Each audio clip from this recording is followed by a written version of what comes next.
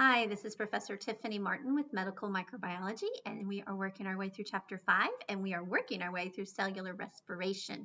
Gave an introduction about that. We divided it into 4 stages. Did you write them down? Because we're going to refer back to it. The first stage is glycolysis. So that's what we're going to talk about in this video. All right, so glycolysis is literally glyco for sugar and lysis. So we're actually breaking sugar, splitting sugar. We're going to start with glucose. This is the very first step. We're starting with glucose, and we're going to start to split it apart. It's also got another name, Epstein-Meyer pathway. Actually, I think they've added a third name with that. These are named after the people who figured this out. But most of the time you'll hear it referred to as glycolysis. Glycolysis is the metabolic pathway that occurs first. It is first for cellular respiration. It's first for aerobic cellular respiration, and it's also the first stage in anaerobic cellular respiration. What's the difference between those two words? Oxygen. Aerobics requires oxygen. Anaerobic respiration does not use oxygen, but it's the exact same process. So as we go through respiration, I want you to be looking for where oxygen shows up. Because that's going to make a difference of aerobic to anaerobic respiration. So be watching out for oxygen as we go through this. Glycolysis is also the first step for a metabolic pathway called fermentation. We've heard about fermentation because of Pasteur and his grape juice and wine experiments, and we have found that yeast have the right enzymes that they can take the precursor, sugar, glucose, from grapes and produce an alcohol end product that gives you wine. So this is a fermentation pathway, and we'll talk about these two in this course. So let's talk about glycolysis. Glycolysis itself is anaerobic, so no oxygen in this part of this metabolic pathway. It is a pathway, so we're going to require some steps. Glucose is the precursor, and it has 10 enzymes. Your end product is going to end up being pyruvic acid, and we'll see how that works into it. Okay, so I'm going to switch to my whiteboard, and we'll see how this goes, and hopefully you can see it. The good news with videos is you can screenshot, so that'll help, but I usually write this part in class. So let's start with glycolysis. The precursor for glycolysis is glucose. So we're starting with glucose, and we broke that down already. If this was a human, you took it in, your stomach breaks it down, digestion gets into glucose, which enters your bloodstream, goes to your cells, which is where glycolysis is going to occur. Bacteria just goes right in, glucose. And the first thing that's going to happen in glycolysis is we're actually going to add some ATP to glucose. Which is kind of strange because we're trying to make ATP, and the end product of cellular respiration is ATP. So it's kind of sad that we're using up some at the beginning. But have you heard that phrase, you need to spend money to make money? You need to invest in your business. That's what's happening right now. We're going to take 2 ATP and invest into this. We're going to take ATP, we're going to take the phosphates. The phosphates ended up getting added to glucose, and then it becomes adenosine diphosphate, which can later on become adenosine triphosphate again. So the first thing we need to know is that in glycolysis, we have to put into ATP, which is going to also be important because just like business, and when you invest money in order to figure out your profits at the end, in order to figure out how much ATP we made at the end, we need to remember that we invested some at the beginning. So keep that in mind. All right, so we're going to put this in. The phosphate groups actually get added to glucose. It becomes one of those long names, so I'm not going to make you remember. But know that this is an investment stage. This is called substrate level phosphorylation. We're going to phosphorylate this substrate. So those are some things that happen. What else do you need to know? Okay, so now we're going to get busy making ATP.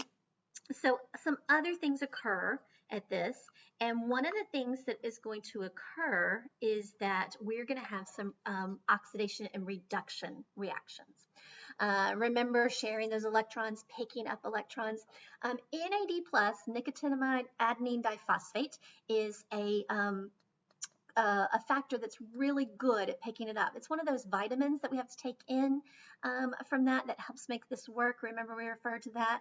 NAD plus is capable of picking up some electrons from glucose. So glucose, so NAD plus is going to pick up some hydrogens and become NADH. Where did those hydrogens come from? Well, they came from glucose. Now, just remember glucose, I drew 6 circles up here. Those represent my 6 carbons, just kind of a shorthand. There's my 6 carbons for glucose. But remember, glucose had 12 hydrogens, right? 6 carbons, C6H12. So a couple of those hydrogens are going to get picked up here. And we're actually going to do that twice. 2 NAD pluses are going to pick it up. So we're going to get 2 NADHs occur from that. This is called, remember we're sharing electrons, NAD plus picked up, accepted an electron with its hydrogen, oil rig. Oxidation involves loss, reduction involves gain. NAD plus got oxidized or reduced. I'll let you guess. NAD plus got reduced. Reduction involves gain and you can see it. But if something got reduced, something got oxidized. Who donated the electrons? The carbon molecule. Now it's not called glucose anymore, it's got another name for it, so we're just going to refer to it as the carbon molecule, but the carbon molecule got oxidized. It donated these hydrogens. So we just had some oxidation and reduction reactions happen. That happens in glycolysis, and it's going to happen twice in glycolysis. So you need to know that. So we've got some oxidation and reduction. The glucose molecule, the carbon molecule, is getting oxidized. What else is going to happen? We actually make some ATP during this process, and we actually make, oh, I didn't draw that right. We actually make 4 ATP in this process. So I also, my arrow got wonky, but we're also going to make 4 ATP. So that's exciting. We make 4 ATP during this process. So that's good because we're trying to make ATP. So we do make a little bit of ATP. And at the end of glycolysis, we started with 6 carbons. We still have all of our carbons, but they have been broken up into 3 carbon molecules called pyruvic acid. And we get 2 of them from this. So our 6 carbon molecule got broken down, catabolized during this process into 2 3 carbon molecules called pyruvic acid. So pyruvic acid is your end product from glycolysis. Starts precursor is glucose, your end product is pyruvic acid. Now, you may have learned this before. You may have learned the word pyruvate. Pyruvate and pyruvic acid are one of those molecules that can go back and forth between an acidic version and a neutral version. So the neutral version is called pyruvate. The acidic version is called pyruvic acid. Your book that we're using uses pyruvic acid, so that's what I'm going to use. But no, it's the same. It's not the same thing. It just rotates back and forth between that pyruvate and pyruvic acid. So you may have learned this as pyruvate, or you may learn it in the future as pyruvate. So that's what's going on there. Okay, so we just finished glycolysis. 6 carbon glucose precursor. We invested 2 molecules of ATP.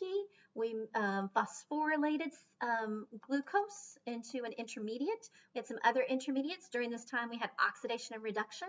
NAD plus came up and became NADH. We actually made 4 ATP. Now, if you're keeping track, we do need to subtract the 2 ATP.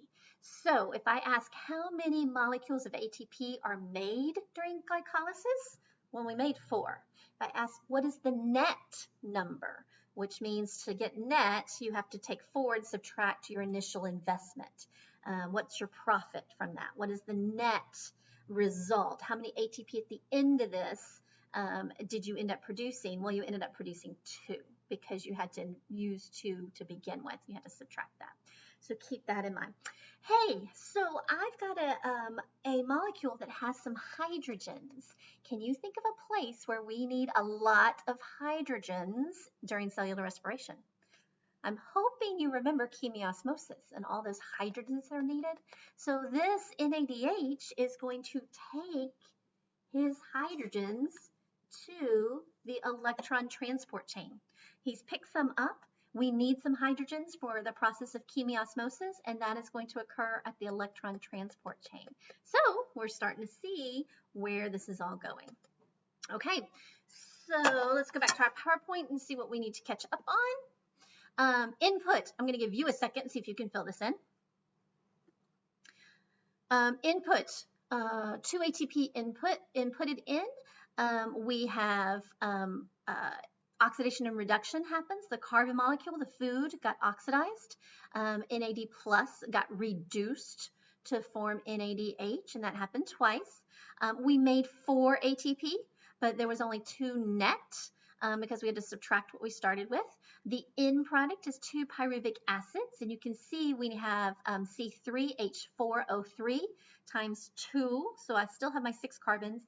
I still have my 6 oxygens. What I've lost is some hydrogens, and those were picked up by, these oxidation reduction reactions occurring with NAD+.